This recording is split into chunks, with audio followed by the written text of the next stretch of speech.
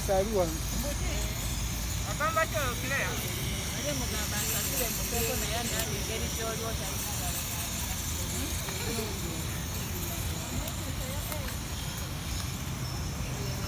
Atagireta di.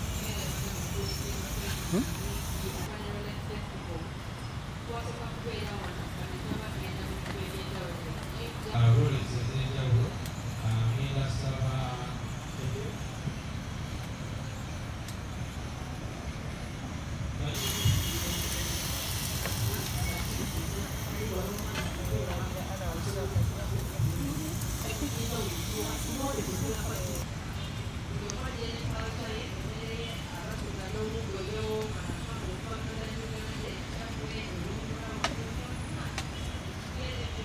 When I put in my chicken and my beef, I guess I would have added some value.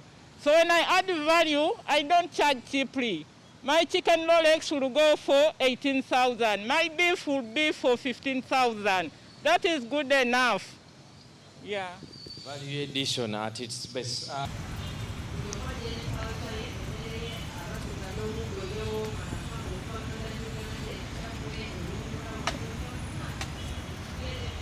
We're able to access it online.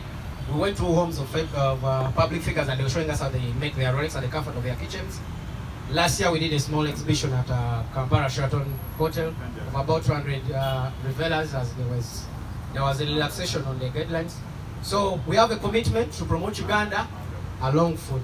Thank you so much. Era nga bw'ogambye nti Honorable Kiwanda yaleka atandise project eno, era nagambye nti twakosebwamu mu myaka ebiri egiyise olwa ekirwadde kya COVID ne tuba nga festival eno tubadde tugikola online. Era njagala okwebaza omukyalo ono Enid ne ttiimu ye nti mu bbanga eryo era tebeebaka baateekawo amagezi okulaba nti yadde tetusobola kubanga tukuŋŋaana okucelebratinga Rolex baagiteeka ku mitimbagano n'obanga omuntu osobola okusiika Rolex yo n'ogiteekamu ebinonogo n'ogiwanikayo ku mikutu. Sasa twasigala tucelebratinga.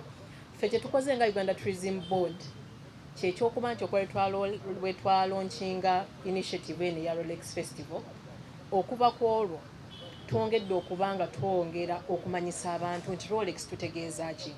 Nti abazungu abasinga bajjanga mu Uganda nga bamanyi nti Rolex kitegeeza ssaawa, nga bw'omanyi nti ewaabwe waliyo brand y'essaawa ey'amaanyi gye bayita Rolex. Kati nga olwoga nti Rolex ngagamba bw'omuga nti nkuwe ku Rolex ngagamba ogamba ssaawa nga nnina. Naye kati ekyo kigenze kikyuka nti omuntu ategeera nti otegeeza capati yaffe ey'enjawulo ey'ebyewuunyo. So tugenze tubanga tugipromotinga nga twongera ogimanyisa amawanga ag'enjawulo. Tukoze ne Uganda Airlines era nabo badde bakubeera wano nti Uganda Airlines teyina lwesimbula kuva mu ggwanga lyattu Uganda ng'egenda etwala abantu mawanga ag'enjawulo n'etagaba Uganda Rolex ku byokulya byegaba mu nnyonyi. Tekisoboka.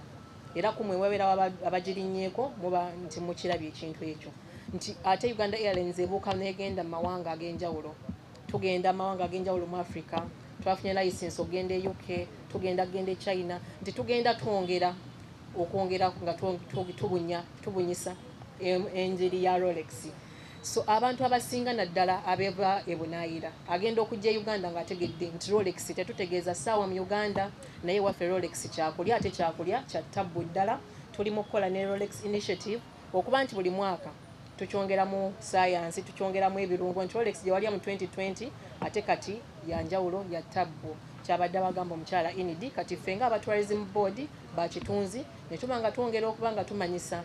Era nabagambye bwe nasoose okwogera nti tusanyuse nnyo nti ne bannayuganda ab'enjawulo batwegasseeko okuba guno omulimu gw'okutunda ebyobuwangwa oba ebyobulambuzi tebagutulekedde ffekka nga Uganda Tourism Board, nabo batwegasseeko nti mawanga ag'enjawulo buli bwe tugenda ku kabagabaga akategekeddwa bannayuganda osangayo munnayuganda agezaako waakiri oba wa West ng'akoleddeyo banne ku Shabwe abasinga bakola Rolex. So abasinga kizibu nnyo kati ogenda mu nsi n'otasangayo munnayuganda ng'akolerako ku banne Rolex. So ffenaffe kyetulabye nga twongeramu ku maanyi emikolo gye tusinga gyonna okugendako kati tusaavinga Rolex. Tuli basanyufu nnyo okuba nti tuli wano omulundi ogw'omusanvu 7th edition nga twegasseeko ku ba Rolex initiative. Nga bwe mbagambye twakosebwa emyaka ebiri egiyise omwoleso guno oba ekivulu kino twakitegeka nga kiriva kyo kyali online naye kati tukomyewo kigenda kuba physical kigenda kuba kya tabbu era tuyita bannayuganda mwenna tubakunga mwenna gye muli mujja mutwegatteko tusanyukire wamu tulabe Rolex ez'enjawulo omukyalo ono baluyiiza nnyo mu kintu kya Rolex kati bakola Rolex za mirundi nga 4 so tubayita mwenna bannayuganda mujje mulabe nga mulya Rolex ezo ate kuno tetutunuulidde kyabuwoomi kyokka ne tutunuulidde nnyo n'obuyonjo bwe tukoleramu ekyokulya kino nti omuntu yadde aleme kuwoomerwa buwoomerwa n'ekyobulamu bw'omuntu eyabadde alyodde Rolex oba omulambuzi waffe nti tusigala ebyobulamu bwe bikwasaganya n'amaanyi.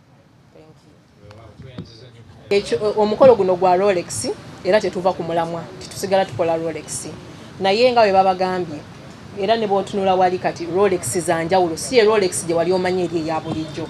Ekyokubiri tukoze nabo era nga banyonyodde omukyala nti mu myaka gino ebiri egiyise tutrainings abavubuka ba youth okulaba nga tuteekawo employment nti Rolex si eri gye wasanganga ewandege y'ebitaano tugenze tugievolvinga nti Rolex kati ejja katalengwa n'omwana agifumba asobola okufunako ku revenue so kyekyenjawulo ekiriwo kati ku mwoleso tugenda kuba twongera okulaga ebintu bwe bityo n'ebyenjawulo agenda kuba abannyonnyola kyokuba nti bongeddemu n'emmere endala naye tugenda kuba nga tugishokesinga kwegamba omuntu bw'anajja abe nga alaba ki ekifuula Uganda ensi eri culturally diverse mu byokulya kubanga tewali nsi mu nsi zonna erina mmere ennungi emmere eri organic emmere ey'obutonde ng'ensi Uganda so ku luno tugenda kuba tulaga ebintu bwe bityo of course bagenda kubayo n'entertainment n'ekyokuba nti mwenna abavubuka babazze tubalaga enkola ya Rolex nga ewooma ate nga wetugikolera wayonjo ate nga era ogikola mu ngeri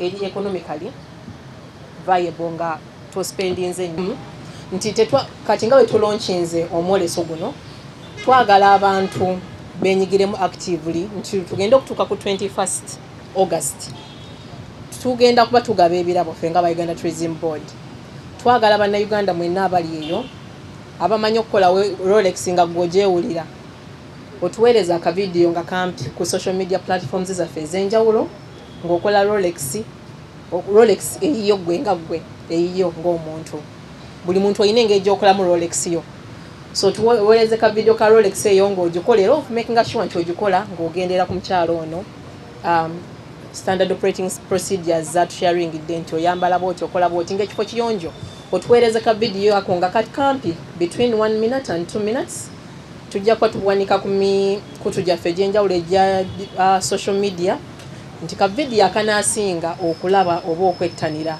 abantu tujja kuba tubawa ebirabo ebyenjawulo ng'okulambula ku Uganda n'ebirabo ebyenjawulo nga biri mu ttuluba ery'ebyobulambuzi ebigenda okweyongera ku guno omwaka obuyonjo okusingira ddala obuyonjo ngera ebagambye tuyise mu trainings nnyingi ate kati wagenda beerawo ne ba safety managers food safety managers nga batambula mudaala ku mudaala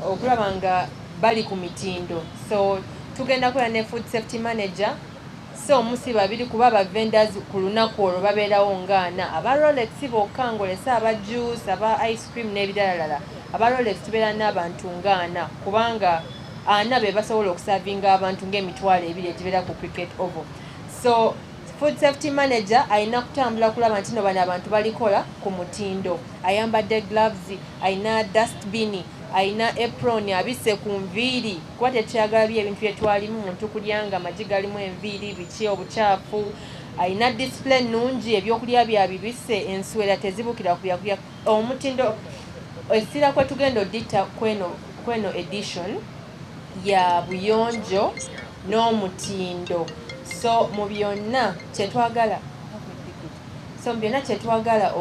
okulaba nti tuwongerako ku mutindo kyekyobuyonjo kuba obuyonjo bwe bukola ki bwe busikiriza abantu mu byonna bye tukola newobeera ng'osiika emmere n'ebeera ng'ewooma etya naye ng'obukyafu webuli omuntu aba tasikirizibwa kujja kulya so obuyonjo tekigenda okusingira ddala okuba ekinene eky'amaanyi kyetugenda okussaawo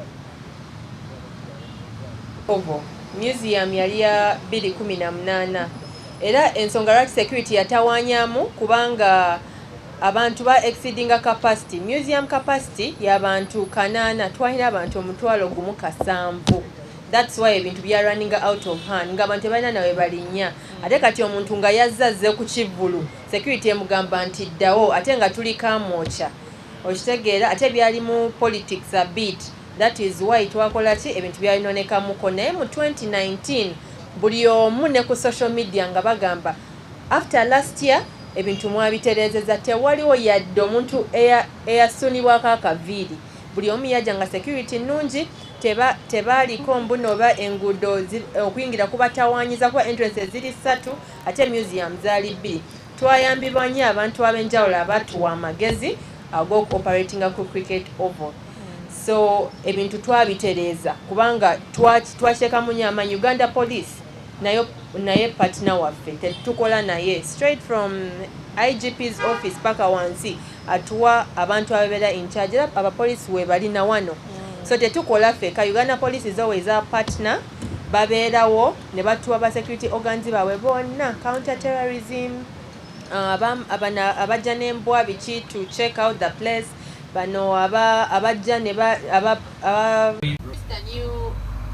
product or project. As Rolex Initiative, we have quite a number of things going on. We have the Rolexpreneur, which are our season training programs, and we are rolling out in different regions. The first region we did was Rwenzori region with support from UNDP, Ministry of Tourism, Uganda Tourism Board. These are partners for life. So everywhere we go, we move together.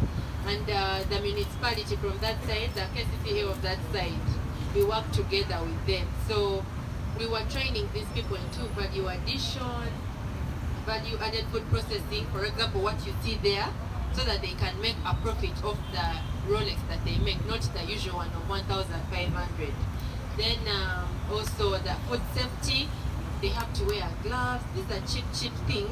For example, if you improve on the prices of your Rolex to 15,000, 20,000, you can be able to buy the paper plates instead of using Cavera, and then wearing gloves, because sometimes even when people cut their nails, they are not clean enough. So you are comfortable if someone is wearing kitchen gloves. Kitchen gloves go into a variety of colors. Some people are worried that, oh, these people are wearing white gloves, those are surgical. No, those are not surgical gloves. Surgical gloves are very expensive. You actually can't afford them. Like 20 pieces of them go for 100,000. So those are not surgical gloves, though they look alike, but surgical are treated. So you'll find people wearing different colors of those gloves. It is okay and comfortable. They are also used in the kitchen, purple, blue, black, any.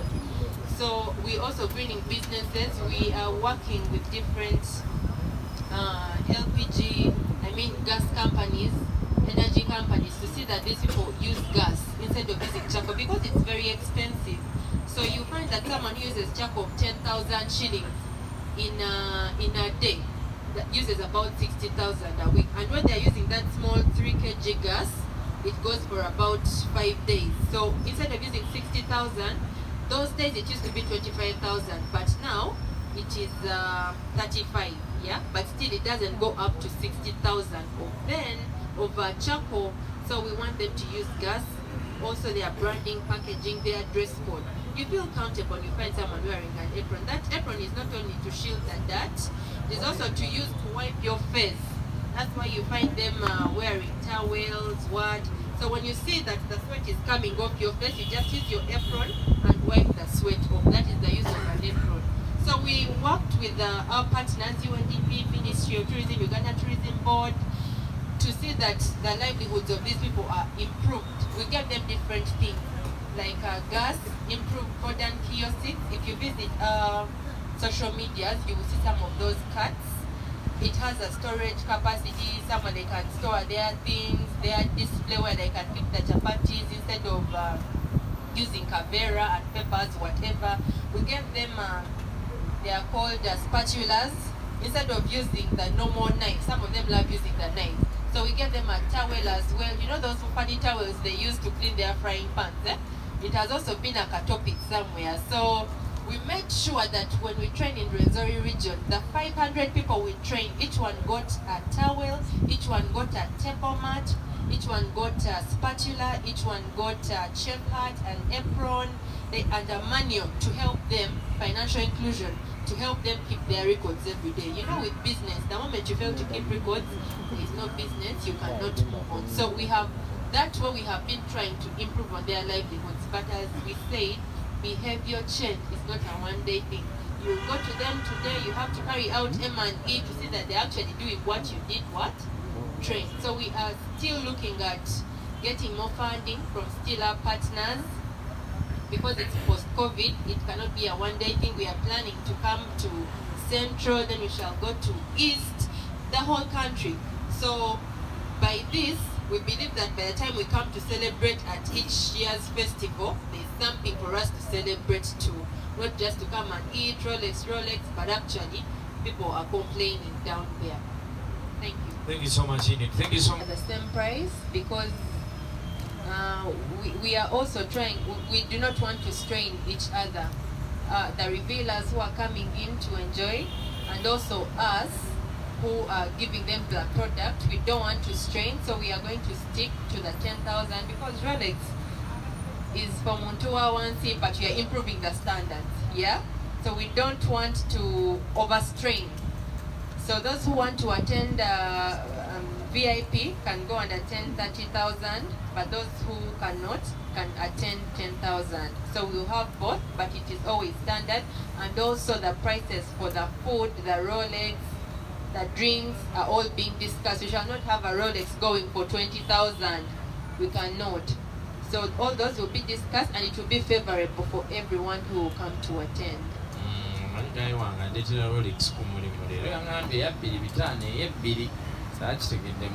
So when you say the prices are going to, can you imagine? I'm